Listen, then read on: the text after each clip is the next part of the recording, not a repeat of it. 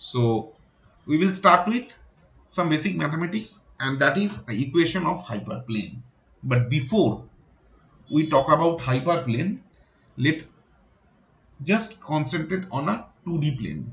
So we have x1 and x2, two axes, and we have a straight line. How we can write the equation of a straight line? We all know it's very easy. A general form of a line is basically y equal to mx plus c, right?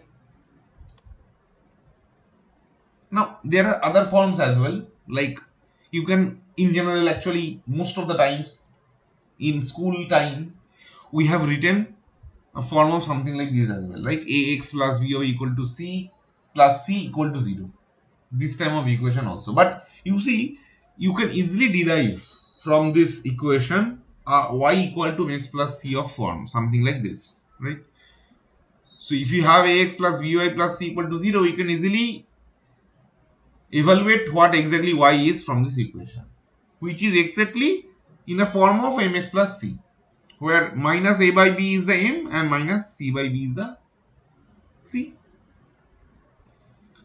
But what we will do, we will take a specific form of line, to some extent you can say, that is in this form, that is w1x plus w2y plus w0 equal to b. What is x and y? This x and y, you can assume, with respect to a language of machine learning, are two features, the two feature value of a point. For example, in this particular diagram it is given x1 and x2, so it should be actually, instead of x it should be x1, instead of y you can put x2. So you can write w1 x1 plus w2 x2 plus w0 equal to 0. So it's form of ax plus by plus c, obviously. But we will use this form like with respect to w1, w2, w3, like this. Why? You will understand very soon. So this particular equation we all know, we have done in our school life. Now let's move on a bit. Assume that instead of having two features in your dataset, we have three features. If we have three features, naturally you cannot create a straight line on that. In that case, you have to create a plane. So what will be the equation of the plane? If the plane looks something like this, you can imagine a plane like this. And what will be the equation of this plane? It's very easy. Another axis will be added in the equation of the line. So the general form of a plane should be something like this: that w1 x1 plus w2 x2 plus w3 x3 plus w0 equal to b. What is this w0? This w0 is acting something like a intercept that we have over here in case of a straight line. Similarly, up to three features we can draw somehow, but beyond three features, if it's not possible that every object will be represented by three features only, you can have 4, 5, 6, any number of features can be there. So if we imagine each and every feature represents a dimension in the space. So for example, assume a point in this space, 3D space. That point will be defined by three components, one from x1 and one from x2 and one from x3. We can easily understand, I think. Now in this particular case, what we can say, that features means a dimension. So three features means we can represent in a three-dimensional space. So for for our object having four feature, we require four-dimensional space. For an object of five features, I need five dimensional space, but practically it is not possible to draw a any dimensional space more than 3, right? So I cannot draw it right now how it will look like for a 4-dimensional space, but you can assume we have a space having dimension equal to greater than 3. In that case, we call the we call it as a hyperspace. So up to 3 dimension it is space. From 4 dimension we will not call it a space, we will call it hyperspace. Naturally, we require, in that hyperspace, a plane cannot divide two set of points. What we require? We require hyperplane. So hyperspace and hyperplane is a conceptual visualization which is working on dimension more than 3. That's as simple as that. So it's not a very rocket science in this case. So in this case, the general form of a hyperplane will be something like this: w1 x1 plus w2 x2. By any chance it is written y anyway, forget it. It's not x and y, it should be x1 x2. So w1 x1 plus w2 x2 plus w3 x3 plus dot dot dot dot wn xn plus w0 equal to 0. What is this n?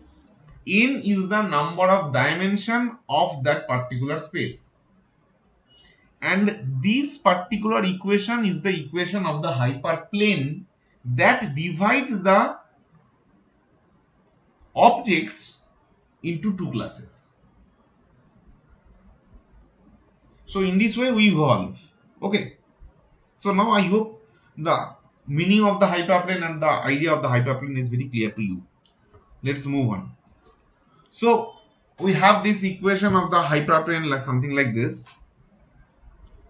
So this one, just for I had a mistake here. Consider this x as x1 and y as x2. Okay. Anyway, this particular equation mathematically we can write in a form of a dot product between w and x. Obviously plus w0 is there, but see, this is a scalar quantity. It's a single value. But this w and this x has to be vector. It's a dot product between two vectors. One is capital W and capital X. What is capital W? All these W's, W1, W2, W3 till Wn will be captured within this W vector, and all these x1, x2, x3 till xn will be captured within this x vector. So the W and x vector looks something like this.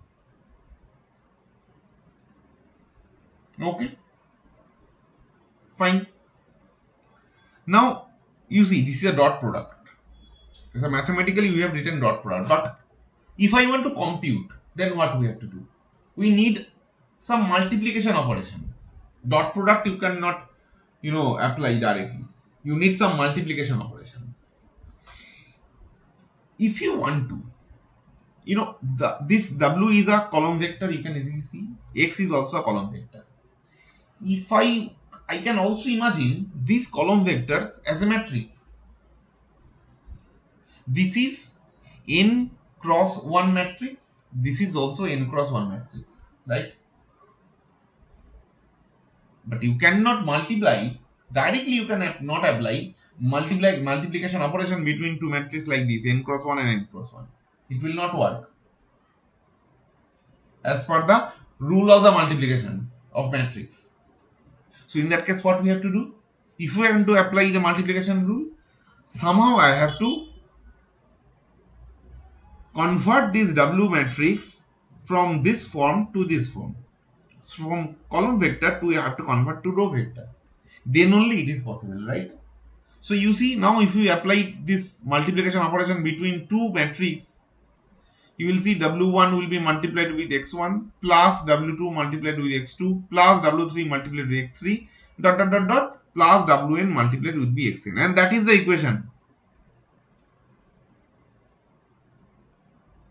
Anyway, I forgot to write W0 here. You can put, you can understand, I hope. So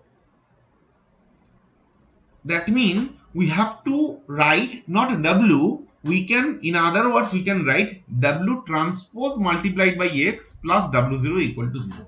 As simple as that, right?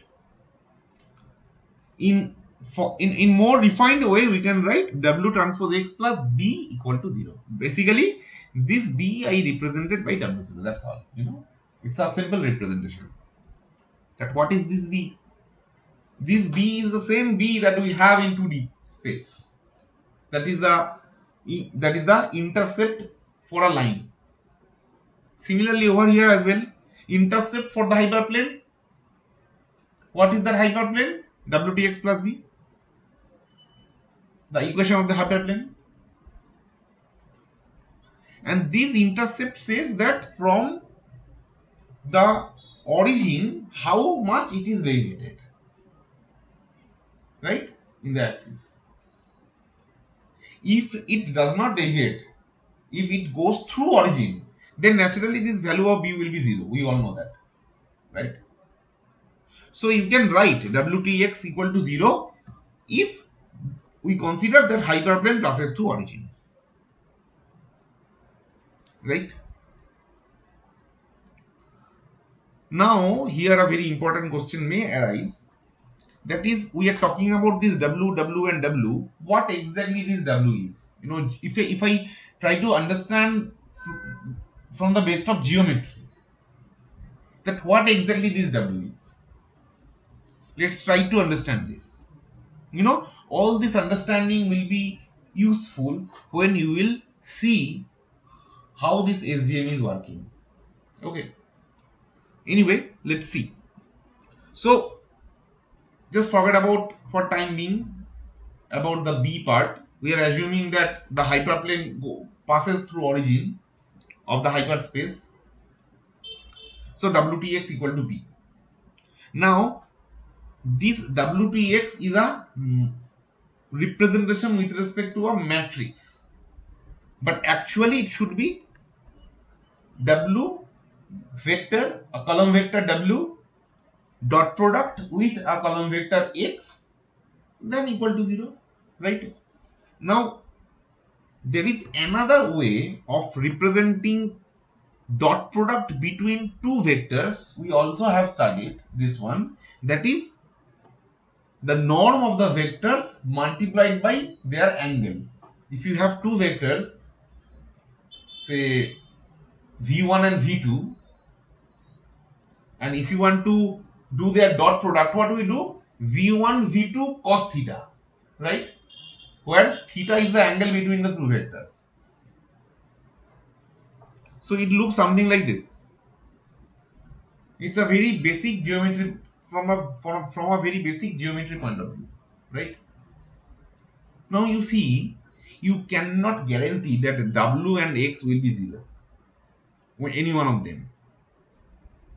This is a vector, this is another vector, and most probably W and X will not be a 0 vector. It will be vector some value, some proper non-zero values.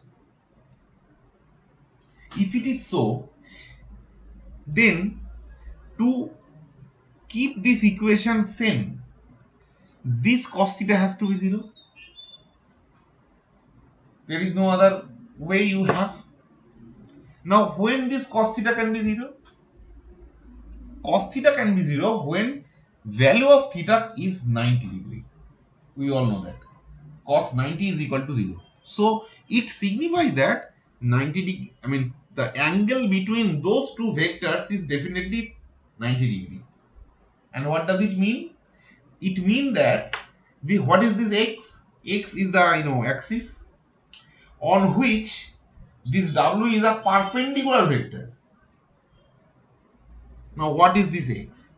This X is a vector on this hyperplane, right? The x is basically a vector on the hyperplane. In a 2D space, you can assume x is a vector in x-axis only. But just assume, if you expand this dimension, then this vector, this x will be a vector on the plane or maybe hyperplane in future. And it can be any vector on the hyperplane. So whatever direction of x is, wherever the direction, this w will be always perpendicular to x. So that means it looks something like this. This is my hyperplane, some hyperplane, or maybe plane, whatever you can consider to understand it. And these are any direction. Vector can have any direction. I'm not interested for the direction. This can be x, this can be x, this can be x, anything, any direction. I mean, that direction means the x point can be somewhere here on this plane, or maybe somewhere here on this plane, or maybe somewhere here on this plane, whatever it may be. And this is my origin. The w is this particular vector that we have. So w, that means if you want to find, if you have a vector x and you want to find a vector w which should be perpendicular to x, how you can find that? By the equation wtx equal to b. As simple as that. Right? If from equation I can understand. Now this wtx equal to b, wtx equal to 0, sorry, not wtx equal to b, wtx equal to 0. This wtx equal to 0 will be useful in future when we will calculate something. You will see that. So this is, up to this is what we have just discussed about some basic preliminary mathematics which might be required to understand the support vector machine calculation in future. Now what we can do, we can go for understanding how this decision boundary is created, and we can go further.